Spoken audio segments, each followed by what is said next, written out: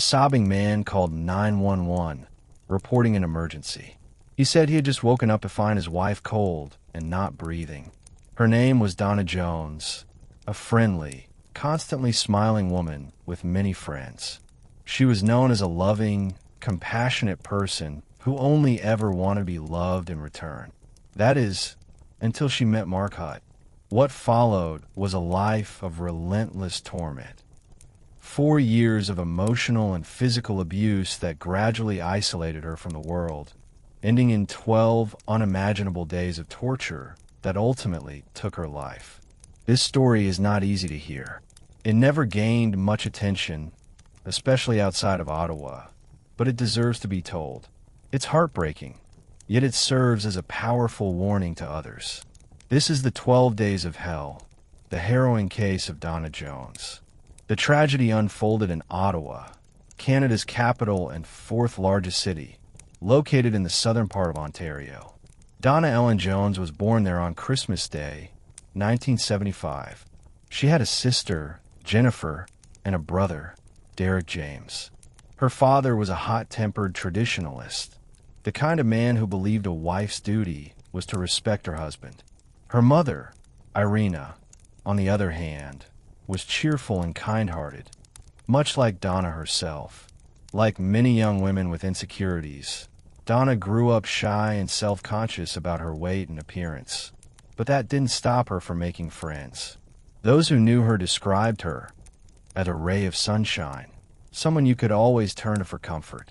Donna's smile was her trademark. In fact, it was nearly impossible to find a photo of her not smiling. She was intelligent and ambitious, graduating successfully from college and university before landing a job at the Canadian Food Inspection Agency. She earned a good salary, often helping out friends in need. Until 2005, she lived with her parents, carefully saving money until she had finally paid off her student loans. At 29, she was proud to buy her own small house in Ottawa's Bayshore neighborhood. Donna was the kind of person every friend group needs.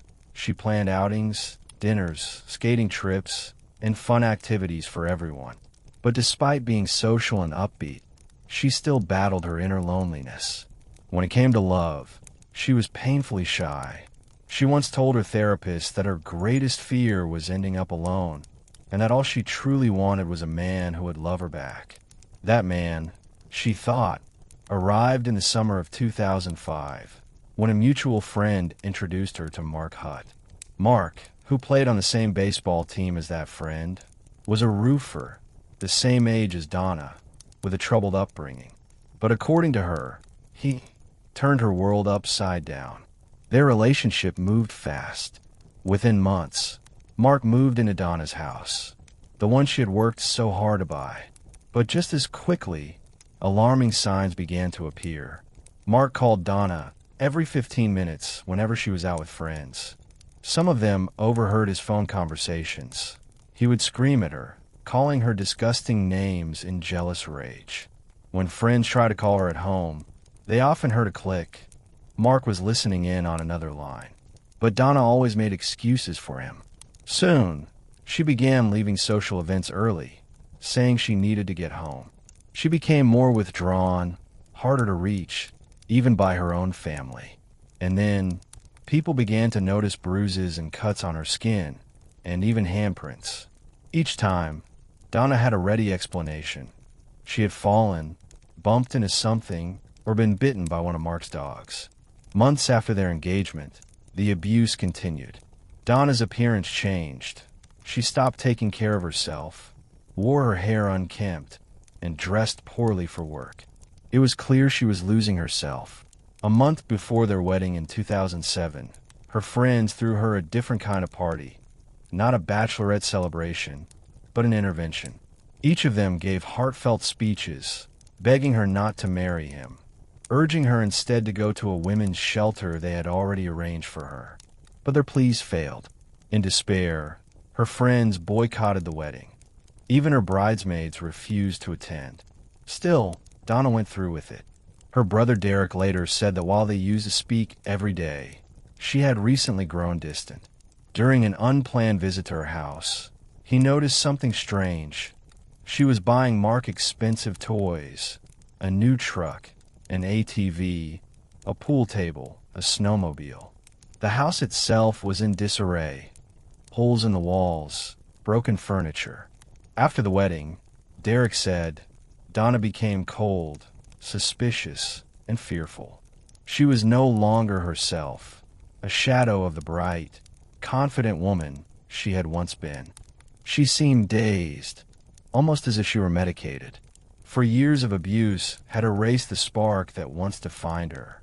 The light in Donna's eyes was gone, and her injuries kept getting worse.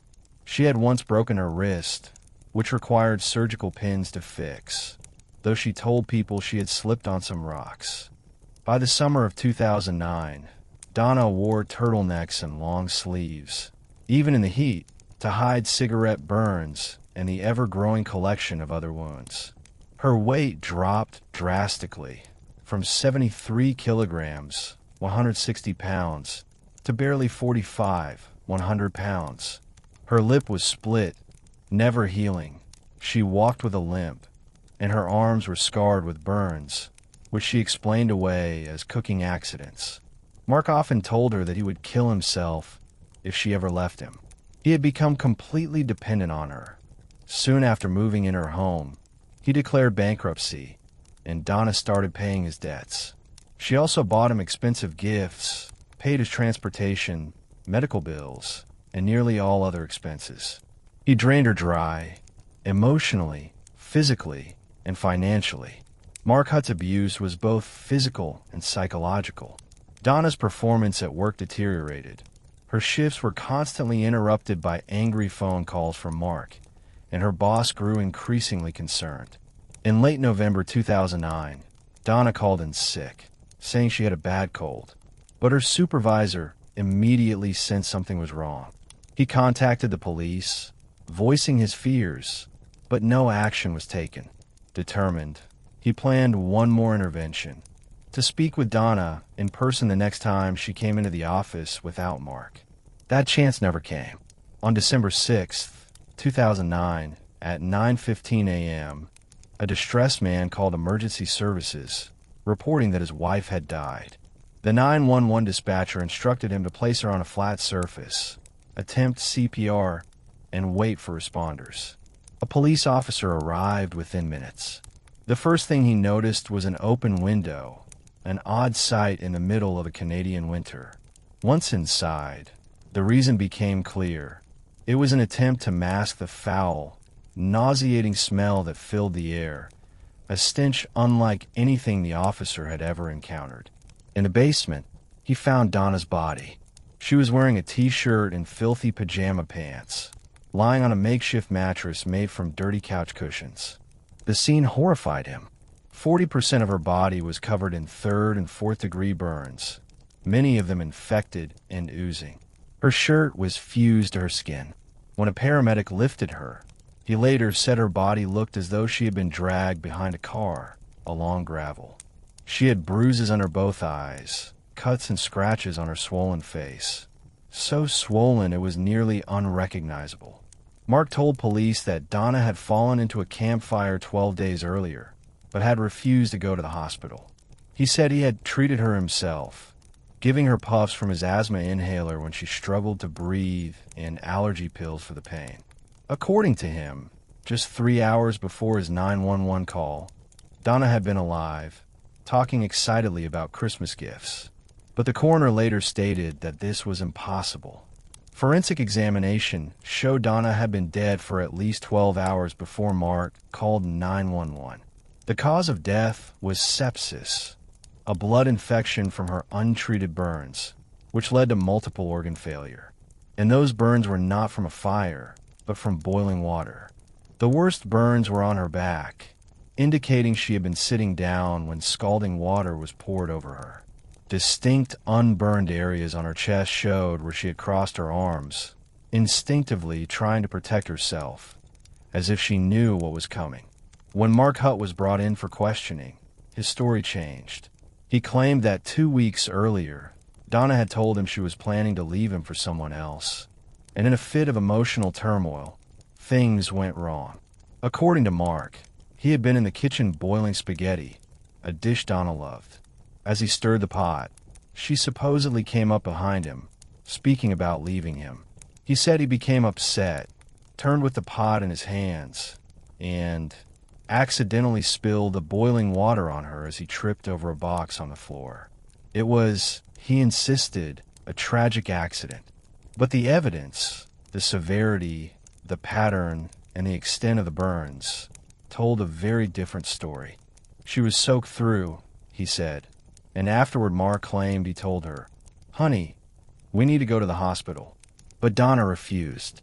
She was terrified that her husband might get into trouble. According to Mark, he calmed her down, assuring her that they would handle this together, calling it a mere accident. Donna wouldn't leave, no matter how much he begged.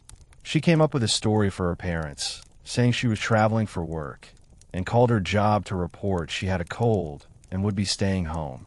Mark later told police that for about a week, he changed her bandages, stayed up all night to make sure she was okay, and fed her his homemade spaghetti, her favorite. He said this without irony, as though recounting something loving. Even as he wept through his story, without shedding a tear, Mark played the role of a devastated, grieving husband. But the autopsy results told a horrifyingly different story. Although Donna's fingers and left forearm were wrapped in bandages, most of her burns were untreated, especially the deepest ones on her back. And her body revealed far more than just burns. There wasn't a single inch of Donna's body untouched by violence. In addition to 40% of her skin being covered in severe burns, she had 7 broken ribs, all untreated, likely from kicks. 2 of those fractures were fresh. Her nose was broken, both eyes bruised, and her body covered with cuts, welts, scabs, and scratches. All of these injuries had occurred after the boiling water incident, meaning she had been beaten repeatedly during the 12 days that followed. She also had a fresh head injury, a broken finger on her left hand, a fractured right wrist, and an older forearm fracture known as a defensive break, caused when a person raises their arm to protect themselves from a blow. But the most disturbing finding came when the pathologist discovered 29 tiny holes punctured in Donna's skin across different parts of her body. Inside each wound was a lead pellet, fired from a BB gun and a high-powered air rifle, both of which were found in the house. Each pellet had penetrated roughly 1 centimeter, meaning they were fired at close range. Donna had begun showing signs of lead poisoning from the embedded metal. The pattern wasn't random. The pellets were concentrated in her feet, shins, shoulders, and arms, deliberately aimed to maximize pain without killing her. Some of the wounds were infected and oozing. Mark Hutt had tortured Donna Jones for 12 days, until she finally died from her burns. According to the pathologist, she likely lay there for days, dying slowly, unable to move or cry for help. The inside of the house was later described as a house of horrors. Forensic investigators found smears of blood on the walls, the floor, and stair railings. They discovered handcuffs, an arsenal of weapons, 2 shotguns, a bow and arrows, a sword, and several knives, 2 of which were stained with blood. There were holes in the walls, a broken bathroom door, and more blood on Donna's hair ties, shoes, and coat collar. All around the home were hundreds of handwritten notes, evidence of Mark's mental instability and possible split personality. In some notes, he called Donna a terrible wife. In others, he described her as his angel. Neatly stacked boxes contained his clothes and the expensive gifts Donna had bought for him, despite being nearly bankrupt from trying to keep him happy. Even after the incident, Donna, lying in agony with infected burns covering half her body, continued to protect Mark. She called her mother to say she was just sick and that Mark was taking good care of her. A few days later, Mark Hutt was called back for another interrogation, this time as a murder suspect, not a grieving husband. When police presented him with the autopsy results, the lead investigator told him, In 30 years of police work, I've never seen a woman's body this broken. She had broken ribs, a broken nose, cuts behind her ears, and around 30 pellets lodged inside her. What kind of life did this woman live? Mark tried to portray Donna as clumsy, claiming she tripped over the dogs, the vacuum cleaner, or other things around the house. He recalled the time she fell and broke her wrist, the night he accidentally elbowed her nose in his sleep, and the time he accidentally hit her with BB pellets when they were learning to shoot. He shrugged off other injuries, saying he didn't remember, probably because he was drunk. But investigators had found 29 pellets in Donna's body. The officer looked him straight in the eye and said, "You can't call this negligence or clumsiness, not when it's your wife." Then he asked, "Would you rather people call you a devilish killer?" Mark hesitated, then replied that his father used to beat him when he was a child. His father drank heavily. His mother was also an alcoholic, and her boyfriend often beat the bat out of him. Mark said he had grown up believing that violence was normal, a part of discipline. The trial began on May 8th, 2013, and lasted for 4 weeks. Mark Hutt pleaded guilty to the lesser charge of criminal negligence causing death, but the prosecution rejected this plea, insisting that he was guilty of first-degree murder. Mark's defense attorney did not deny that his client had broken Donna's bones, that he had poured boiling water on her, or that he had shot dozens of pellets into her skin at close range. Instead, the lawyer argued that the prosecution had not proven intent to kill, that Mark hadn't meant for Donna to die.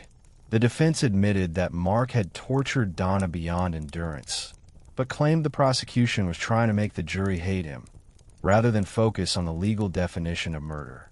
The lawyer stated, "Yes, Mark is guilty, but guilty of criminal negligence, not murder. He should be punished, and he will be punished, but for the right crime." He insisted that Donna had always been Mark's biggest defender, and that if he had truly wanted to kill her, he could have done so easily and destroyed the evidence. No witnesses testified in Mark's defense. Prosecutor Vicky Byru, however, argued powerfully that Mark could not have failed to see his wife crouching on the floor of their small kitchen. She said he intentionally scalded her. After 4 years of brutal abuse, he wanted Donna to die. She told the jury, and he made sure she did. All he had left to do afterward was hide it from the authorities. Even after Donna's skin had peeled away, even as her body began to rot and reek, Mark continued to torture her. He waited to call 911 until there was no chance she could speak, no chance her voice could be heard. By then, Donna was no longer useful to him. He had taken everything she had to live for. Among the evidence shown to the jury was a receipt for hot dog buns, purchased on the exact day Donna was scalded, disproving Mark's story that he had been making pasta. Numerous witnesses testified for the prosecution. The jury heard the forensic pathologist report and was stunned by the long list of injuries found during Donna's autopsy. Dr. Joel Fish, a burn specialist, testified that if Donna had been admitted to his burn unit, he would have immediately given her a massive dose of painkillers, simply out of basic human compassion. He said she had endured unimaginable agony, and if she had received proper medical care, her chances of survival would have been nearly 100%. Dr. Fish also rejected the idea that Donna had refused to go to the hospital, stating that someone in septic shock would have been too weak to resist. Another key witness was Deborah Sinclair, an expert on domestic violence and the prosecution's main expert witness. She testified that Donna had most likely become trapped in what is known as a trauma bond, a psychological attachment formed through cycles of abuse and intermittent affection. Sinclair explained that such victims are emotionally conditioned to focus more on the abuser's well-being than their own. They defend and protect their abusers, even at their own expense, which explained why Donna continued to cover for Mark until her dying day. Detective Michael Hudson, who led the investigation, said one of the hardest parts of the case was meeting Donna's family, friends, and co-workers, the people who had tried to intervene and were now haunted by the question, could we have saved her? Hudson said, every one of them did everything they could. There is only one villain in this story, and he's going to prison for a very long time. The jury deliberated for less than a day. On June 7th, 2013, they found Mark Hutt guilty of first-degree murder, a conviction that carries an automatic life sentence without parole for 25 years, the harshest penalty in Canada. After the verdict, Donna's brother Derek told reporters, "An evil man has gone to prison for the evil things he did to my sister. He'll pay for it for the rest of his life. Justice has been served, and God will take care of the rest." When asked how the tragedy had affected their family, Derek replied, "We've lost so much. Her death, so young, so senseless, so cruel, devastated all of us. All Donna ever wanted was a loving family, and that's exactly what she never got from that evil man." He concluded, "Mark Hutt silenced Donna's voice forever.